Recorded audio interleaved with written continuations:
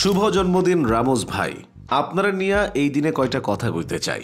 স্পেনের আন্দালুসিয়ার কামাস শহর, ছোট্ট এই শহরেই 1986 সালের 30 মার্চ জন্ম নিয়েছিলেন সার্জিও রামোস গার্সিয়া।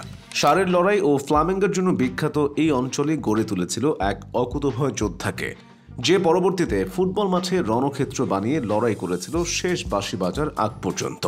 ছোটবেলা থেকেই ফুটবলের প্রতি অসম্ভব টান ছিল রামোসের। তবে অন্যান্য শিশুদের মতো ফরওয়ার্ড হওয়ার ইচ্ছে ছিল না তার, বরং প্রতিপক্ষের আক্রমণ ঠেকানোর মধ্যেই সবচেয়ে বেশি আনন্দ খুঁজে পেতেন।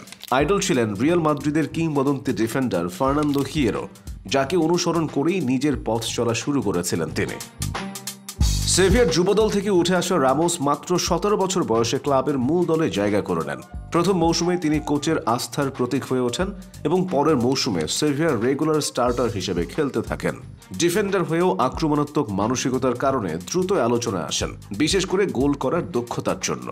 2005 সালে সান্তিয়াগো বার্নাব্যুতে গ্যালাকটিকোদের বিপক্ষে এক দুর্দান্ত পারফরম্যান্স শো করেন তরুণ রামোস, যেখানে তার সামনে অসহায় হয়ে পড়েছিলেন রবিনহো, রোনালদো, বেকহামরা। ওই রাতেই তাকে নিয়ে আলোচনা শুরু হয় এবং রিয়াল মাদ্রিদের প্রেসিডেন্ট ফ্লোরেন্তিনো পেরেজ বাজি ধরেন এই তরুণকে দলে আনতেই হবে। একগুয়েমি পেরেজের যেই কথা সেই কাজ। 2005 সালের গ্রীষ্মে 27 মিলিয়ন ইউরোর রেকর্ড ট্রান্সফার ফিতে মাত্র 18 বছর বয়সে রিয়াল মাদ্রিদে যোগ দেন রামোস।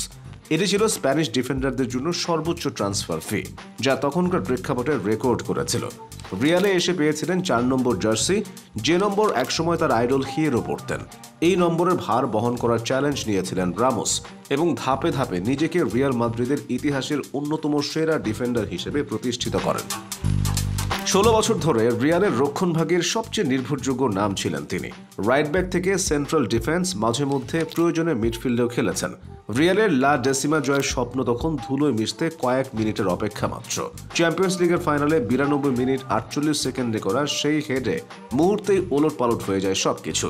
রিয়াল মাদ্রিদের ভক্তরা সারা জীবন মনে রাখবে সে স্মৃতি। রাইভালেরাও। শুধু রক্ষণ সামলানো নয়, দলের প্রয়োজনে অসংখ্য গুরুত্বপূর্ণ গোলও করেছেন তিনি। ক্যারিয়ারে 100-র বেশি গোল করা একমাত্র ডিফেন্ডারদের মধ্যে একজন তিনি। ক্লাব ফুটবলে রিয়ালের হয়ে 22টি বড় শিরোপা জিতেছেন রামোস, যার মধ্যে আছে 5টি লা লিগা ও 4টি চ্যাম্পিয়ন্স লিগ। জাতীয় দলের হয়েও তিনি অনন্য। স্পেনের হয়ে সর্বোচ্চ 180টি আন্তর্জাতিক ম্যাচ খেলার পাশাপাশি 2008 থেকে 2012 সালের মধ্যে টানা ইউরো ও বিশ্বকাপ জয়ের অন্যতম নায়ক ছিলেন রামোস। স্পেনের ডিফেন্সের ডান দিক একসময় মানেই ছিল সার্জিও রামোসের উপস্থিতি। রামোস শুধু একজন ডিফেন্ডার নন, তিনি ছিলেন এক অনুপ্রেরণা। মাঠে তার নেতৃত্ব, সাহসিকতা ও লড়াই করার মানসিকতা তাকে ফুটবলের ইতিহাসে অমর করে রেখেছে। একটা সময় রামোসকে রিয়াল মাদ্রিদ ছাড়তে হয়। পিএসজিতে খেলেছিলেন কয়েকদিন, তারপর আবারও ফিরে যান শৈশবের ক্লাব সেভিয়ায়। মধ্যখানে ফ্রি এজেন্ট হিসেবেও বসে থাকা লাগে। তবে যার রক্ত লড়াই করার জন্য টকবুক করে, তার এভাবে বসে থাকা বেমানান। জীবনের গোধূলি লগ্নে এসে পাড়ি জমান মেক্সিকোতে। মন্টারি ক্লাব যখন রামোসকে জার্সি নাম্বারের কথা জিজ্ঞেস করে, রামোস তার ক্যারিয়ারের বিখ্যাত 4 নাম্বার সরিয়ে রেখে বেছে নেন 93 নাম্বার। যে রামোস আজীবন খেলেছেন নাম্বার 4 জার্সিতে, ক্যারিয়ারের শেষ সময়ে এসে তিনি স্মরণ করলেন লা ডেসিমা জয়ের সে 93তম মিনিটকে, যার কারণেই বেছে নিলেন 93 নাম্বারের জার্সি।